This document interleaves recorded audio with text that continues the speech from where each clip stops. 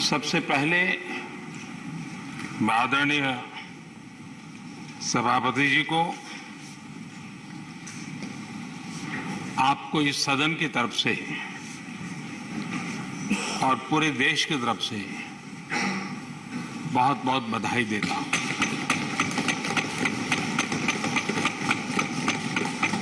आपने एक सामान्य परिवार से आकर के संघर्षों के बीच जीवन यात्रा को आगे बढ़ाते हुए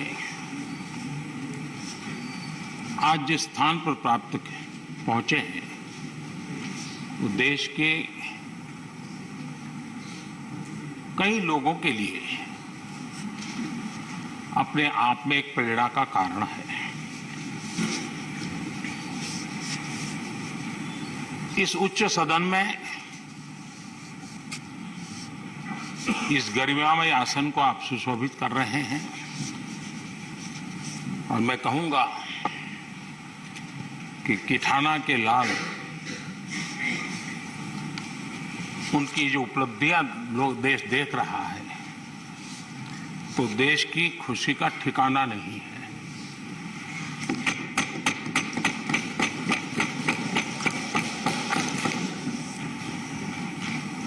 आदरणीय सभापति जी, ये सुखद अवसर है कि आज आर्म फोर्सेस फ्लैग डे भी है।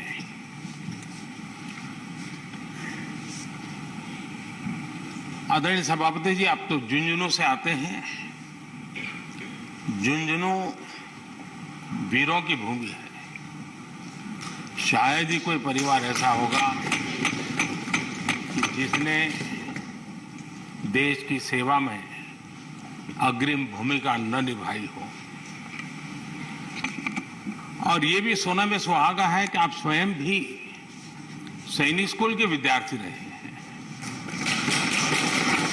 तो किसान के पुत्र और सैनिक स्कूल के विद्यार्थी के रूप में मैं देखता हूं कि आप में किसान और जवान दोनों समाहित हैं।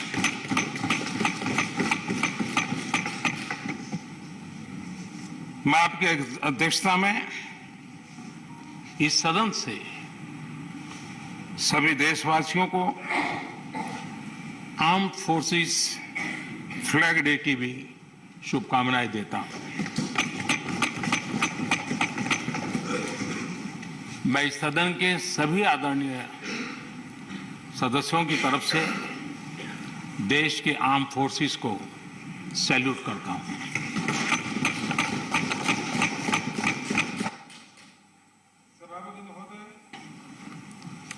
आज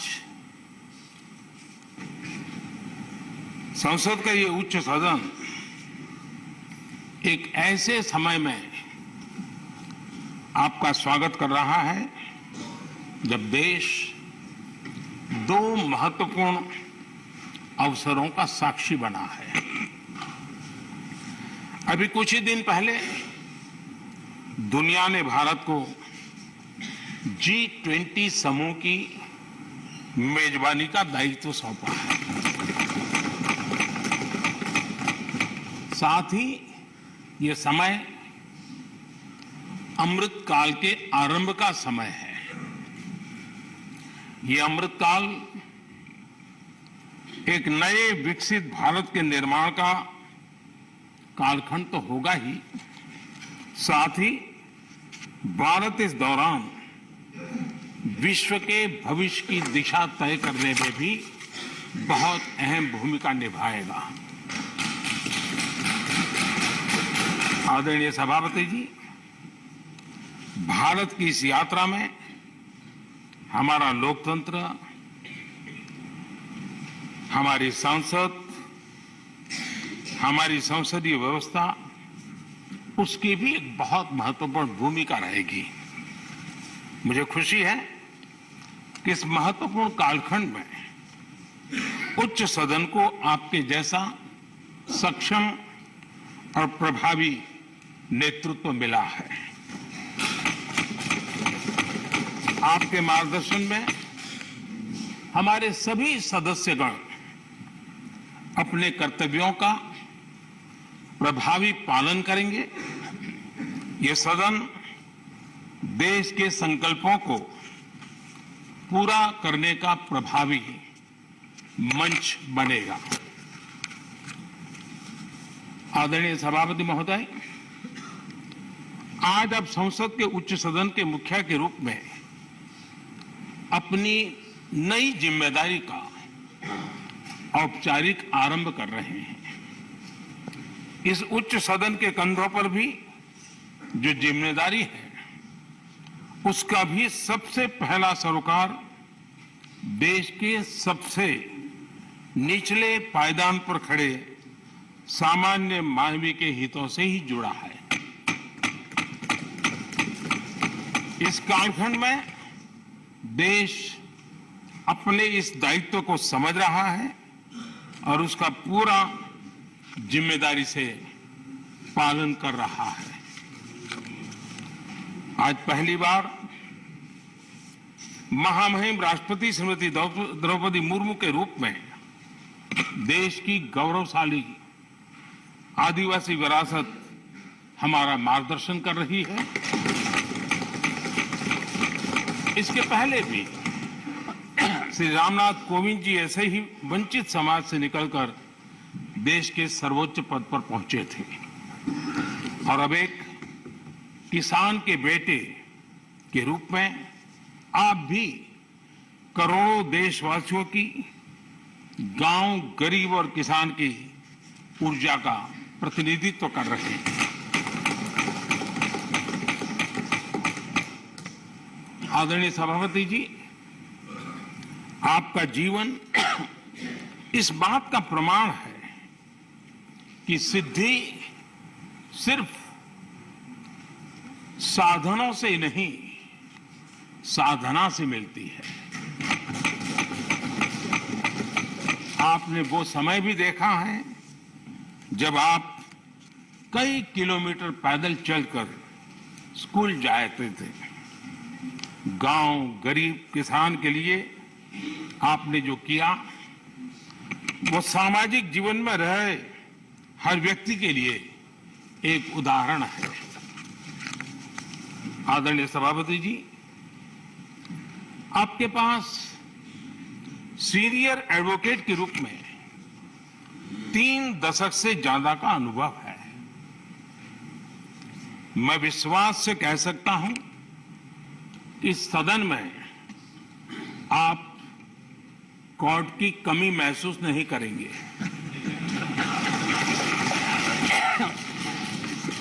क्योंकि राज्यसभा में बहुत बड़ी मात्रा में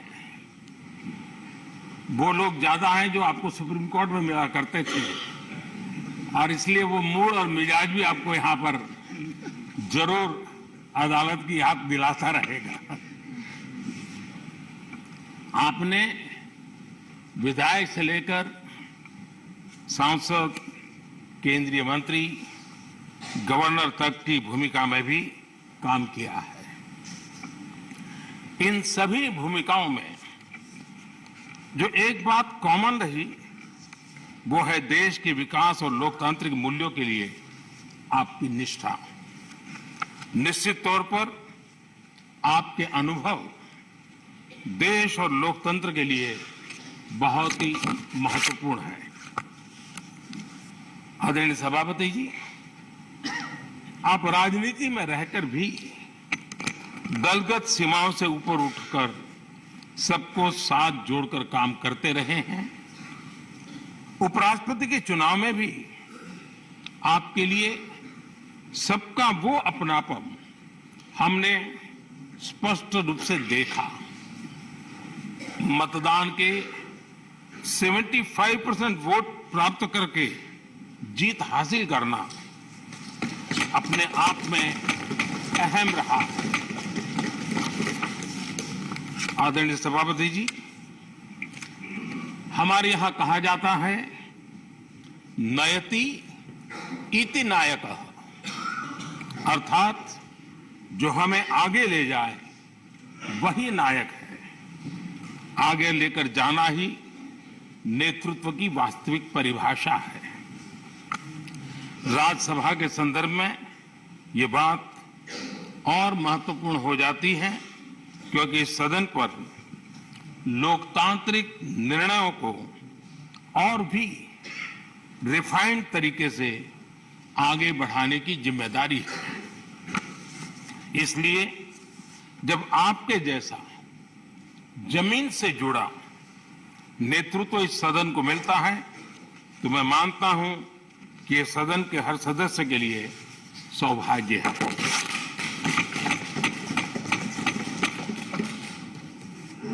आदरणीय सभापति जी, राज्यसभा देश की महान लोकतांत्रिक विरासत की एक संवाहक भी रही है और उसकी शक्ति भी रही है।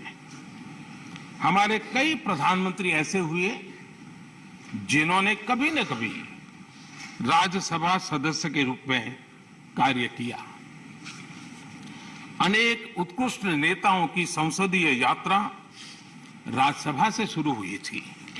इसलिए इस सदन की गरिमा को बनाए रखने और आगे बढ़ाने के लिए एक मजबूत जिम्मेदारी हम सभी के ऊपर है। आदरणीय सभापति जी, मुझे विश्वास है कि आपके मार्गदर्शन में ये सदन अपनी इस विरासत को, अपनी इस गरिमा को आगे बढ़ाएगा, नई ऊंचाइयां देगा। सदन की गंभीर चर्चाएं, लोकतांत्रिक विमर्श लोकतंत्र की जननी के रूप में हमारे गौरव को और अधिक ताकत देंगे।